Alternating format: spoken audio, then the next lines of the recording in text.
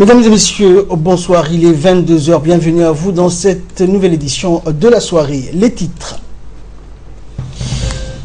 Transport, une conférence nationale sur le chemin de fer djibouto-éthiopien s'est tenue ce matin à l'université de Djibouti en présence de plusieurs membres du gouvernement. Autre titre également au Yémen, les Nations Unies, l'ONU appelle à un cessez-le-feu permanent au Yémen. Bonsoir et merci de nous rejoindre pour cette édition. C'était dans les titres une conférence nationale sur le chemin de fer entre la République de Djibouti et la République fédérale d'Éthiopie s'est tenue ce matin à l'université de Djibouti. Cette conférence débat s'est tenue en présence du ministre de l'Équipement et des Transports, Moussa Ahmed Hassan, du ministre de l'Enseignement supérieur et de la Recherche, Dr Nabil Mohamed Ahmed, du président de l'université de Djibouti, du directeur des chemins de fer, du président de l'autorité des ports et des zones franches, Bakar Mahadi, et de l'ambassadeur de la République fédérale et démocratique d'Éthiopie, ainsi que des chercheurs de l'université de Djibouti. Pour rappel, initié par la Société des chemins de fer, le premier train reliant Djibouti à l'Éthiopie a démarré le 23 décembre 1902. Et cette conférence débat a eu lieu dans le cadre de la commémoration de l'activité ferroviaire entre la République de Djibouti et la République fédérale démocratique d'Éthiopie. La cérémonie a débuté par la projection des témoignages des anciens responsables cheminots. Rappelons également que les autorités publiques djiboutiennes et éthiopiennes viennent de mettre en place des nouvelles infrastructures ferroviaires avec le lancement du premier train de marchandises reliant Djibouti à Deridawa. La cérémonie s'est clôturée par un riche débat auquel ont pris part les étudiants des filières de la faculté des lettres, langues et sciences humaines et de la faculté du droit, économie et gestion de l'université de Djibouti. Le président de l'université de Djibouti et le directeur des chemins de fer ont tour à tour mis l'accent sur l'importance que revêt le corridor ferroviaire djibouto-éthiopien. Ouverture à l'occasion de cette conférence nationale consacrée à l'histoire du chemin de fer depuis hier jusqu'à aujourd'hui. Nous sommes réunis aujourd'hui pour entériner une nouvelle page de l'histoire du chemin de fer qui relie Djibouti à l'Éthiopie, dont le train passager de la nouvelle ligne va bientôt entrer en activité. Ce grand projet, initié et soutenu avec abnégation par son Excellence, Monsieur le Président de la République, a impulsé une nouvelle dynamique dans le renforcement des infrastructures nécessaires au développement économique de notre pays. Un anniversaire comme celui que nous célébrons aujourd'hui est pour nous tous une source d'une incroyable fierté. En effet, dans l'histoire ferroviaire de nos deux pays, la journée du 23 au 24 décembre constitue un moment plus que historique parce que le premier train au départ de Djibouti pour Deridawa a été annoncé la journée du 23 décembre 1902. C'est aussi la date de la création de la ville de Deridawa, terminus du train pendant plusieurs années avant d'arriver à Addis Abeba en 1917. D'où la célébration d'un double anniversaire. À quelques semaines de l'inauguration officielle de la nouvelle ligne de chemin de fer, nous avons voulu immortaliser ces moments et rendre hommage ensemble au génie, à la créativité, au courage des hommes et femmes qui ont construit, préservé ce nouveau mode de transport, souvent au prix des prouesses techniques et humaines spectaculaires, ayant ouvert des perspectives considérables au développement économique et social de notre région.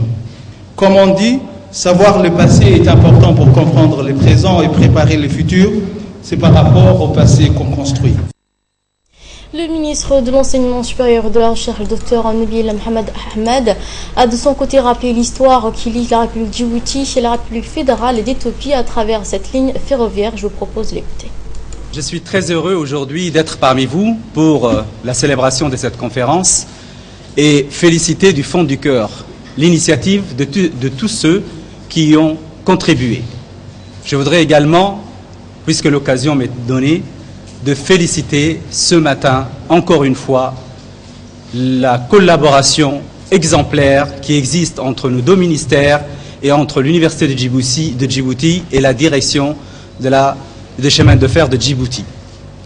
Cette collaboration s'est déjà illustrée de plusieurs façons notamment par la sélection des étudiants qui sont partis soit en Chine, soit en Éthiopie pour pouvoir rendre durables toutes les activités que nous allons mener sur ce chemin de fer. Et à ce titre, comme me l'a rappelé tout à l'heure mon collègue, la partie chinoise, par exemple, nous a félicité pour la qualité des étudiants qui ont été envoyés en Chine et qui aujourd'hui sont capables non seulement de suivre, mais également porteurs d'initiatives pour l'avenir.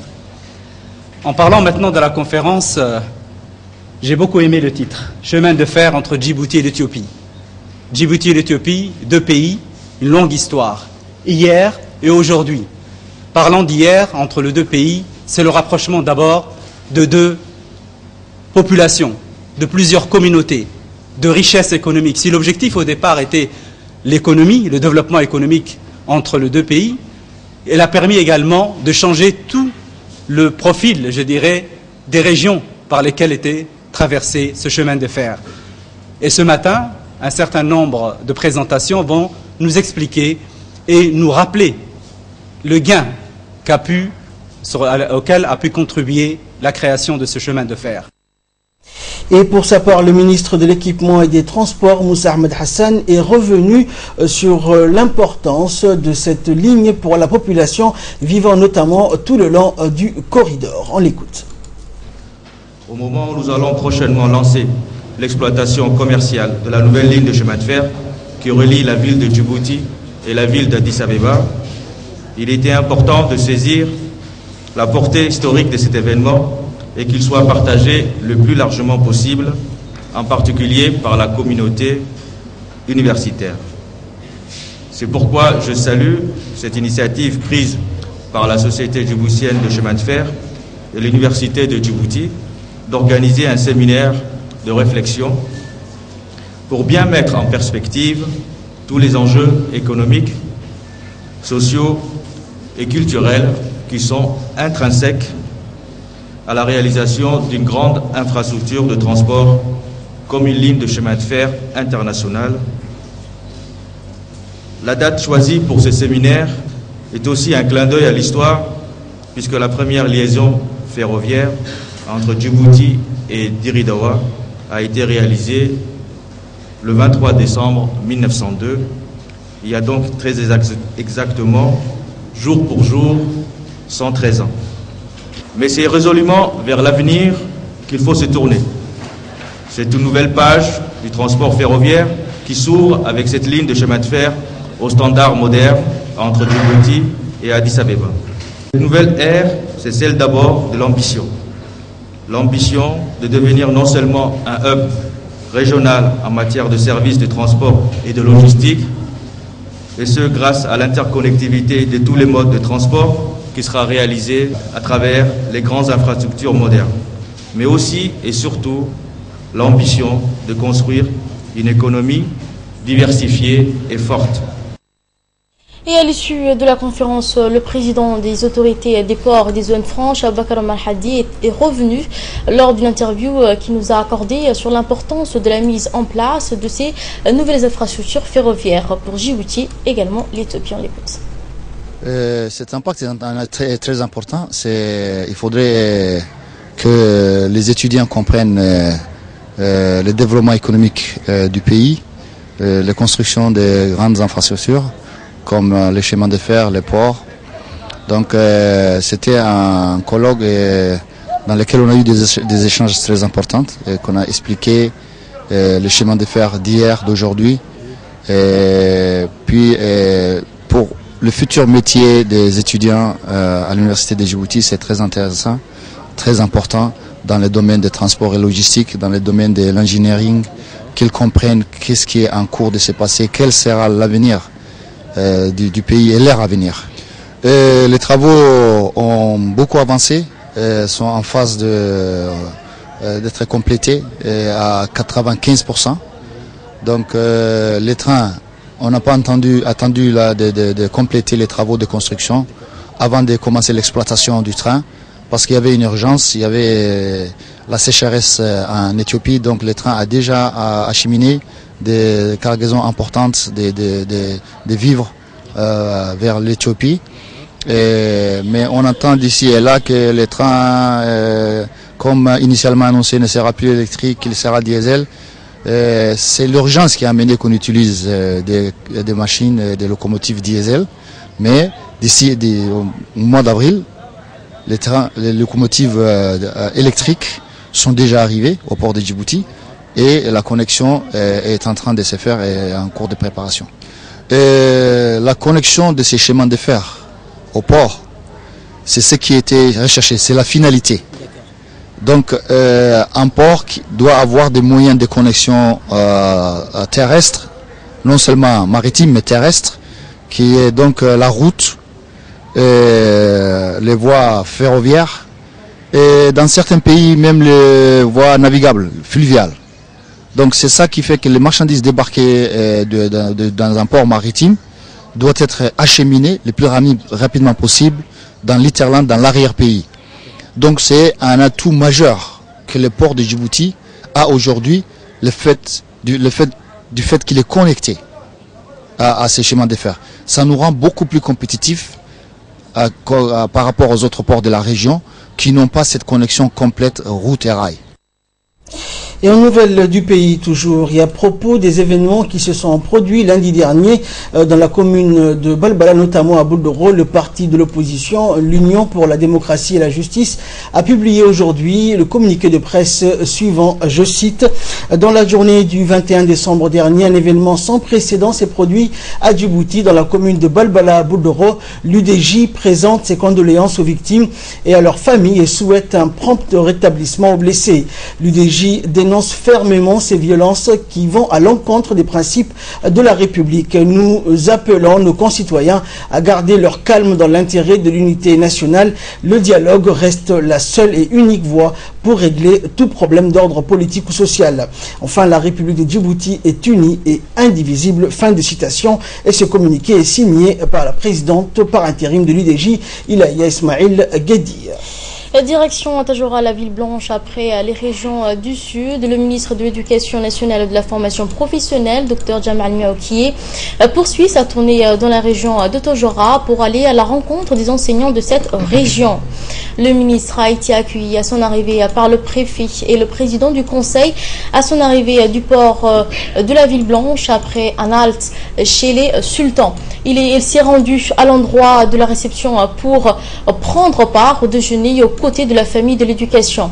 Un honneur particulier a été réservé au ministre au cours de ce déjeuner car il a été élu membre de la FIXMA du Tajora par le sultan et le chef de la FIXMA, un signe particulier de très grande valeur pour ses réalisations dans les départements de l'éducation.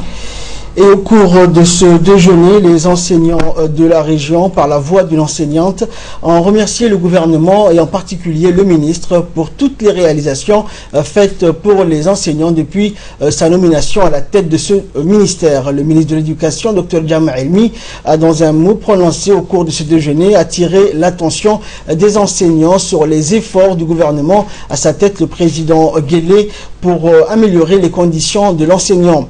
Il a par ailleurs promis que des projets sont en cours pour encore améliorer la vie de l'enseignant, notamment la facilitation de l'accès au logement pour motiver encore plus l'enseignant, pour rehausser également encore davantage la qualité de l'enseignement de notre école. Il a exhorté par ailleurs les enseignants et enseignants de la région de s'investir plus afin que notre école puisse répondre aux attentes de qualité attendues pour la formation des générations meilleures pour l'avenir du pays. Par la suite, le ministre de l'Éducation nationale, Dr Jamal Miaoukié, s'est exprimé durant ce déjeuner offert aux enseignants de la région de Tajora sur la valorisation du travail de l'enseignant tant dans la capitale que dans les régions de l'intérieur. Écoutons-lui. Peu de gens dans la vie ont la chance d'avoir partagé avec tant d'enseignants, tant de personnes précieuses pour la République de Djibouti. Merci beaucoup pour votre chaleureux accueil. Monsieur le Sultan, mille merci de me donner l'honneur d'être dans la famille de Tajora, être membre d'honneur de la FIRIMA. C'est un honneur que j'accepte et que je ferai tout ce qui est possible pour être à la hauteur et honorer ce titre. J'espère, Inch'Allah, si je suis en vie, que je l'aurai, je serai à la hauteur, Inch'Allah.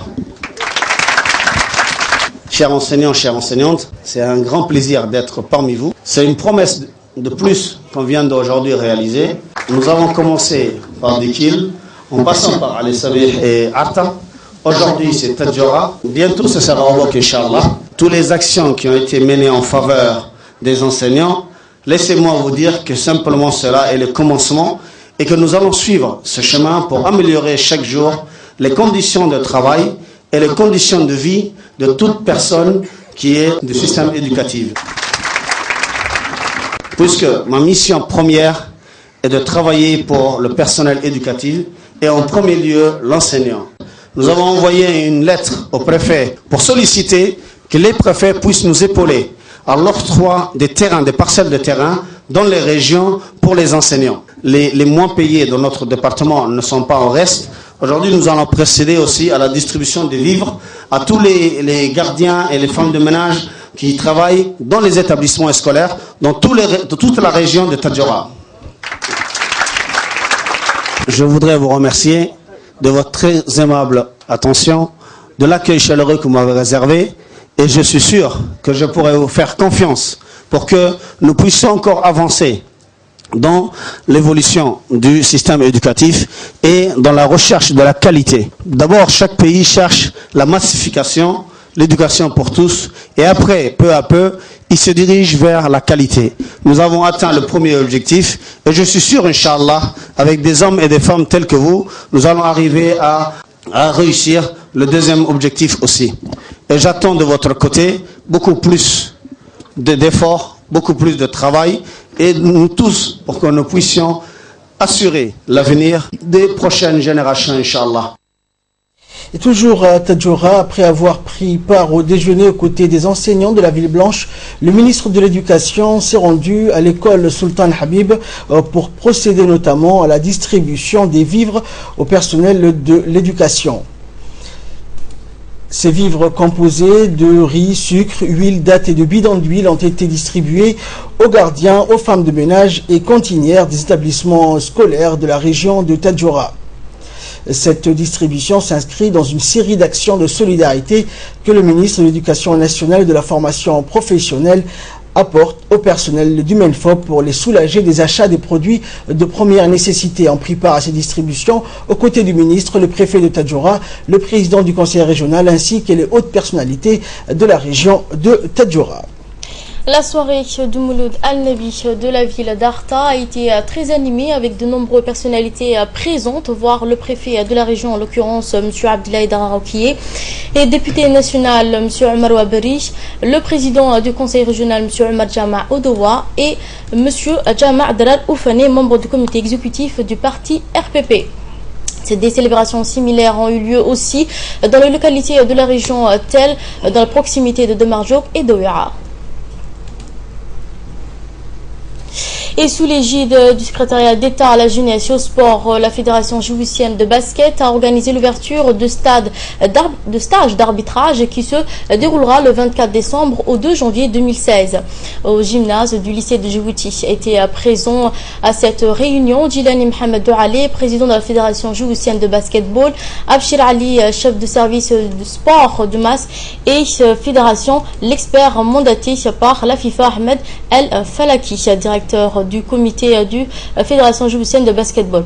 Au total, une trentaine de stagiaires y ont pris part à l'ouverture d'une semaine de stage qui se déroulera au gymnase du lycée d'État, permettra aux participants d'apprendre le règlement d'arbitrage et l'interprétation technique et mécanique de l'arbitrage du basketball. Rappelons que la Fédération djiboutienne de basket a déjà dispensé une formation d'arbitrage. L'expert de la Fédération internationale de basket a expliqué que la Fédération djiboutienne travaille inlassablement pour améliorer les jeux de basket et l'arbitrage. Et pour sa part, le président de la Fédération djiboutienne de basket a précisé que les techniciens vont être bien encadrés et pourront faire face à la rapidité d'évolution du basket. Le de basketball s'inscrit dans le cadre de la Convention d'objectifs, chapitre D dans son article 8, signé entre le secrétariat d'État à la jeunesse au sport et la Fédération djiboutienne de basketball en octobre dernier. C'est dans ce sens que le secrétariat d'État à la jeunesse au sport appuie, accompagne, soutient, suit et évalue les fédérations nationales sportives.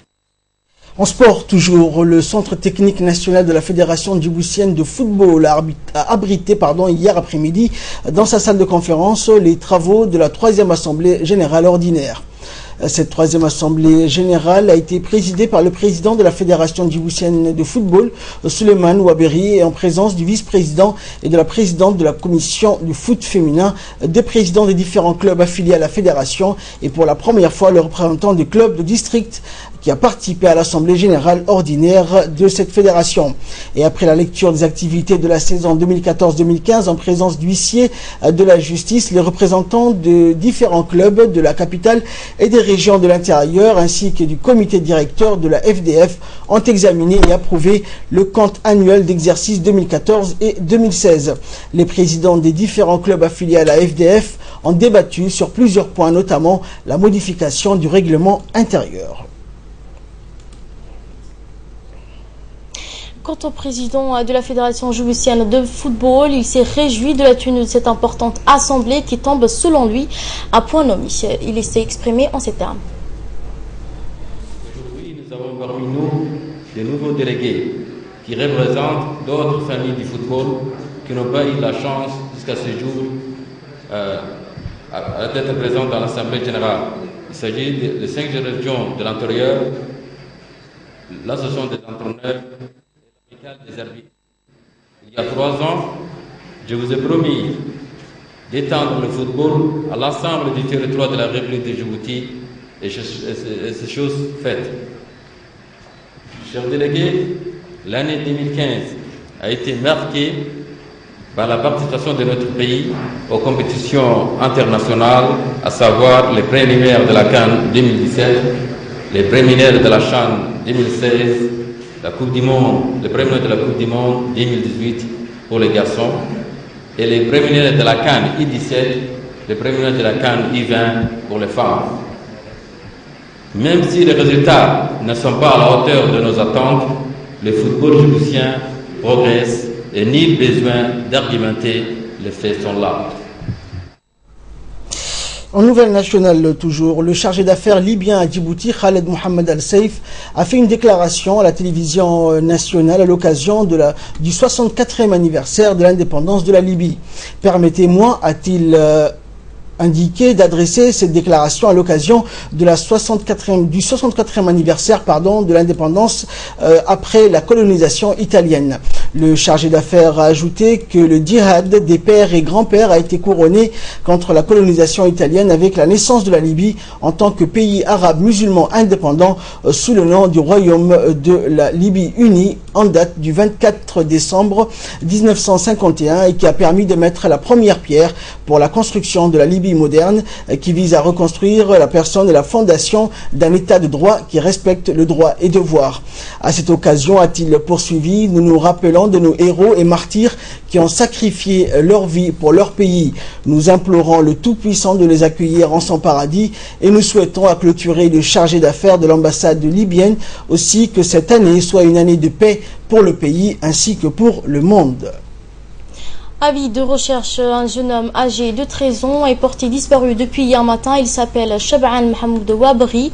Il est scolarisé au collège d'Ambouli en classe de 5e 13. Toute personne qui l'aurait aperçu ou reconnu est priée de contacter le plus rapidement possible le numéro suivant 70 29 112 11 07 87. Je répète, 70 29 12 11 07 87 ou reconduire à la caserne de la gendarmerie en face de l'université. Et en nouvelle du monde à présent, l'ONU appelle à un cessez-le-feu permanent au Yémen. Le Conseil de sécurité de l'ONU a exhorté hier mercredi gouvernement et rebelles au Yémen à continuer de négocier sans conditions préalables et de bonne foi et à réclamer un cessez-le-feu large et permanent. Et dans une déclaration unanime, les 15 membres du Conseil ont noté avec satisfaction les progrès accomplis pendant les récents pourparlers en Suisse entre des représentants du gouvernement et de rebelles chiites Houthis.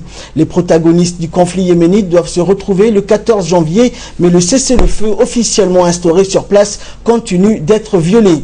Le Conseil a appelé toutes les parties à respecter le droit international humanitaire et notamment à prendre toutes les précautions possibles pour limiter les pertes civiles et les dégâts aux installations installations civiles. Jugeant que la situation humanitaire est critique et s'aggrave, il a invité le donateur à contribuer à l'appel de fonds pour 2015 en faveur du Yémen, qui n'est financé pour l'instant qu'à 52%. Il a aussi souligné l'urgence de permettre le passage sans délai par tous les ports yéménites de navires transportant de la nourriture, des médicaments et du carburant, estimant qu'il s'agit d'un impératif humanitaire. Les ports du Yémen sont soumis à un blocus de la part de la coalition militaire menée par l'Arabie Saoudite qui soutient le gouvernement yéménite et mène ainsi une campagne de raids aériens depuis plusieurs mois. En France, le gouvernement maintient la déchéance des nationalités dans la révision de la Constitution. Le Premier ministre a annoncé hier que la déchéance des nationalités pour les binationaux serait bien inscrite dans la révision de la Constitution proposée par le gouvernement, contrairement à ce qu'avait annoncé Christiane Taubira. Le Premier ministre Manuel Valls a annoncé vendredi 23 décembre lors de la conférence de presse faisant suite au Conseil des ministres le maintien de la déchéance des nationalités pour les binationaux condamnés pour terrorisme dans la révision de la Constitution. Il a précisé que le champ de cette mesure serait strictement limité aux personnes condamnées par la justice pour terrorisme ou crime contre la nation. Seule une condamnation définitive par un tribunal indépendant ou pour un crime grave pourrait conduire à la déchéance de la nationalité. Il s'agit pour le Premier ministre d'une sanction lourde que la nation peut infliger légitimement à celui qui l'a trahi. Une sanction qui, comme l'a souligné Manuel Valls, existe et s'applique déjà, mais ne concerne que les Français nés en étranger. Cette annonce a surpris après la déclaration diffusée mardi de Christiane Taubira à la radio algérienne Chaîne 3. Le projet de révision constitutionnelle ne retient pas la déchéance des nationalités pour les binationaux condamnés pour actes de terrorisme, avait-elle déclaré. Et enfin, le Japon confirme son retour progressif au nucléaire et c'est une victoire pour le gouvernement et l'industrie nucléaire au Japon. La justice vient d'ouvrir la voie au redémarrage de 4 réacteurs dans l'ouest du pays, 2 réacteurs sur le site de Takahama et 2 autres sur celui d'Oi. Ces centrales sont exploitées par la compagnie Kansai Electric Power qui a fait lever le blocage imposé sous la pression des habitants. Les 4 unités en question respectent les critères de sécurité renforcés après la catastrophe de Fukushima, estime la justice locale. Mais les plaignants peuvent encore tenter un recours devant la Cour suprême. Et depuis l'incident nucléaire de Fukushima, il y a près de 5 ans, seulement 2 réacteurs sur 43 ont été remis en exploitation. De nombreux Japonais ne veulent pas d'un retour à l'atome, mais le gouvernement de Shinzo Abe pousse depuis 3 ans pour une relance des réacteurs jugés sûrs. Sa préoccupation, approvisionner une industrie qui ne tourne pas à plein faute d'énergie. Et c'est tout pour ce journal. Merci à vous de l'avoir suivi. Très bonne suite de programme sur Télé Djibouti.